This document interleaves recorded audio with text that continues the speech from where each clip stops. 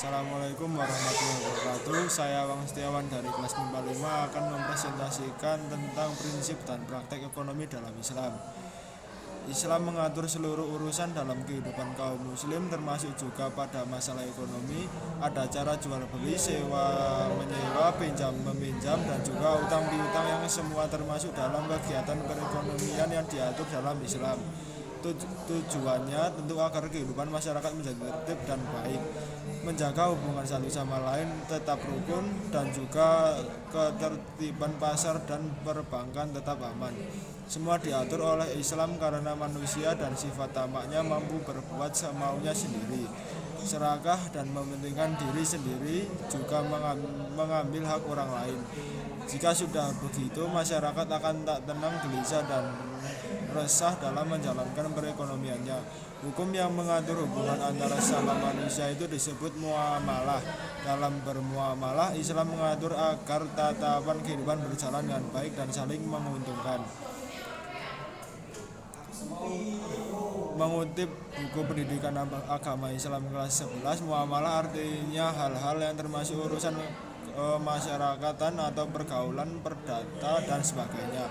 Berbeda dengan pengertian dalam fikih, muamalah bermakna tutur menukar barang atau sesuatu yang memberi manfaat dengan cara yang ditempuh seperti jual beli, menyewa, upah mengumah, pinjam meminjam, urusan bercocok tanam, berserikat, dan usaha lainnya. Ada beberapa transaksi yang dilarang dalam Islam, yaitu tidak boleh memakai cara yang batil, melakukan kegiatan riba, melakukan dengan cara zalim atau aniaya, mengurangi takaran, timbangan, kualitas, dan kehalalan, dan dengan cara judi atau spekulasi, transaksi jual beli barang haram.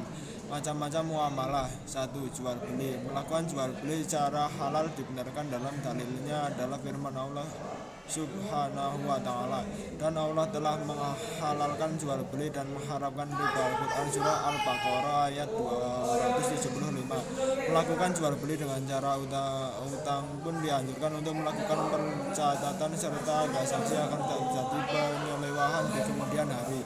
Hal itu ada dalam Quran Surah Al-Baqarah ayat 282 yang artinya, hai orang-orang yang beriman, apabila kamu bermuamalah tidak secara tunai untuk waktu yang ditentukan, hendaklah kamu menuliskannya, dan hendaklah seseorang menulis di antara kamu menuliskan dengan benar, dan janganlah penulis enggan menuliskan sebagaimana Allah mengajarkannya.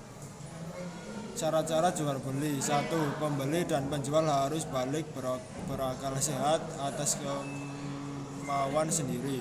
2. Uang dan barang harus halal dan suci, bermanfaat. 3. Barang yang diserah terimakan tidak sah. Menjual barang yang belum ada, misalnya ikan yang ada di lautan atau barang yang sudah dijamin. 3. Iqbal qabul. Melakukan iqbal qabul secara serah terima dengan pernyataan penjual, saya jual barang ini dengan harga, dan pembeli, baiklah saya beli. Hal ini seperti hadis Rasulullah SAW, sesungguhnya jual beli itu hanya sah jika suka dan suka. B. Hiyar. Hiyar adalah bebas memutuskan meneruskan jual beli atau tidak. Jika sudah, maka kedua penjual dan pembeli boleh meneruskan transaksi. Jika tidak sepakat dengan harga, maka keduanya boleh menghentikan transaksi. Satu macam hiyar. Hiyar majelis. Penjual dan pembeli masih di tempat transaksi. Hiyar syarat. Adanya syarat dalam jual beli, misalnya penjual memberi batas waktu 3 hari pada pembeli untuk memutuskan jadi membeli atau tidak. Dalam waktu tersebut penjual tidak akan menjual pada orang lain. 3 hari adalah masa hiyar. Riba adalah bunga uang atau nilai lebih atas penukaran barang apapun bentuknya. Riba hukumnya haram. 2. Utang piutang. Utang piutang adalah penyerahan harta dan benda pada orang lain dengan perjanjian akan dikembalikan di masa depan. Harta dan benda tersebut tidak berubah keadaan saat dikembalikan. Misal utang 100 perak harus dikembalikan 100 perak juga. Tiga, sewa menyewa. Secara fikih sewa menyewa disebut juga ijarah. Ijarah adalah imbalan yang harus diterima oleh seseorang atas jasa berupa penyediaan tenaga, pikiran, kayu, biaya atau hewan yang diberikan. Sirkah atau perseroan. Sirkah maknanya mencampur dua bagian atau lebih hingga tak bisa dibedakan lagi. Rukun dan syarat sirkah. Pihak yang berangkat atau akidah harus memiliki kecakapan dalam pengelolaan harta. Macam-macam syarat sirkah. Sirah inam, sirah abdan, sirah wuju, sirah muwafadah, mudarabah, musakoh, muzaroah, dan mukabaroh. Asuransi syariah. Asal kata asuransi adalah asuransi yang diambil dari bahasa Belanda bermakna pertanggungan. Dalam bahasa Arab dikenal at-tamin yang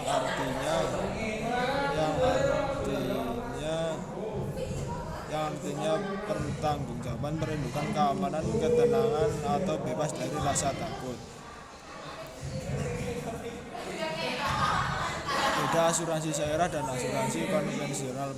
Pada asuransi konvensional orang membayar premi untuk mengalihkan risiko yang tidak mampu dia pikul kepada perusahaan atau asuransi jual beli atas risiko kerugian.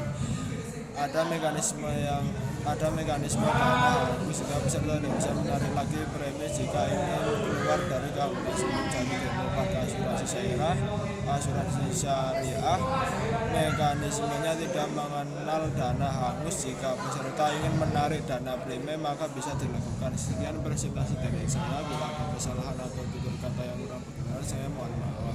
Wabillahi taufiq wal hidayah. Wassalamualaikum warahmatullahi wabarakatuh.